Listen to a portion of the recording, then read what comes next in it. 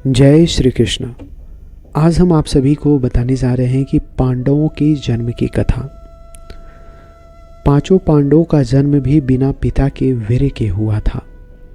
एक बार राजा पांडु अपनी दो पत्नियों कुंती और मांद्री के साथ आखेट के लिए वन में गए थे। वहां उन्हें एक मृग का मैथुन रथ जोड़ा दृष्टिगत हुआ।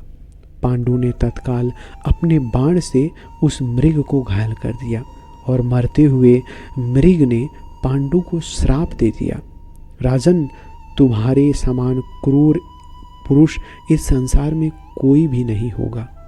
तूने मुझे मैथुन के समय बाण से मार डाला, अतः जब कभी भी तू मैथुन रथ होगा तो तेरी मृत्यु हो जाएगी।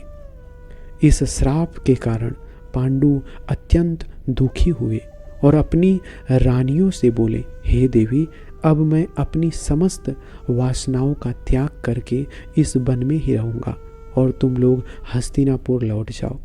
उनके वचनों को सुनकर दोनों रानियों ने दुखी होकर कहा, नाथ, हम आपके बिना एक क्षण भी जीवित नहीं रह सकती हैं। आप हमें भी वन में अपने साथ रख लीजिए। पांडु ने उनके अनुरोध को स्वीकार करके उन्हें भी वन में अपने साथ रहने की अनुमति दे दी। इसी दौरान राजा पांडु ने अमावस्या के दिन ऋषि मुनियों को ब्रह्मा जी के दर्शनों के लिए जाते हुए देखा।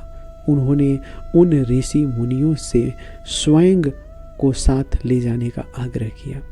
उनके इस आग्रह पर ऋषि मुनियों ने कहा, राजन, कोई भी निसंतान पुरुष ब्रह्मलोक जाने का अधिकारी नहीं हो सकता, अतः हम आपको अपने साथ ले जाने में असमर्थ हैं।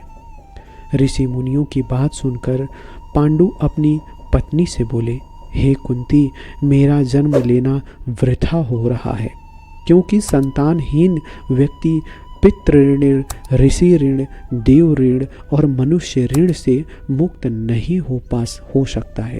क्या तुम पुत्र प्राप्ति के लिए मेरी सहायता कर सकती हो? कुंती बोली, हे आर्यपुत्र, दुर्वासा ऋषि ने मुझे एक ऐसा मंत्र प्रदान किया है जिससे मैं किसी भी देवता का आवाहन करने से मनोवांछित वस्तु प्राप्त कर सकती हूँ।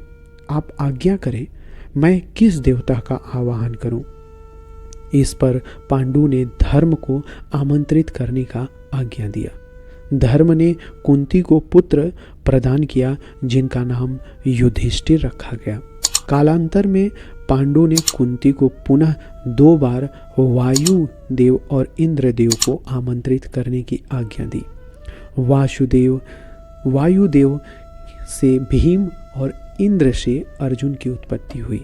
तत्पश्चात पांडु की आज्ञा से कुंती ने मांद्री को उस मंत्र की दीक्षा दी और मांद्री ने भी अश्वनी कुमारों को आमंत्रित किया और उनसे अश्वनी कुमारों से नकुल और सहदेव का जन्म हुआ। एक दिन राजा पांडु मांद्री के साथ वन में सरिता के तट पर भ्रमण कर रहे थे। वातावरण अत्यंत रमणीय था और शीतल मंद सुगंधित वायु चल रही थी।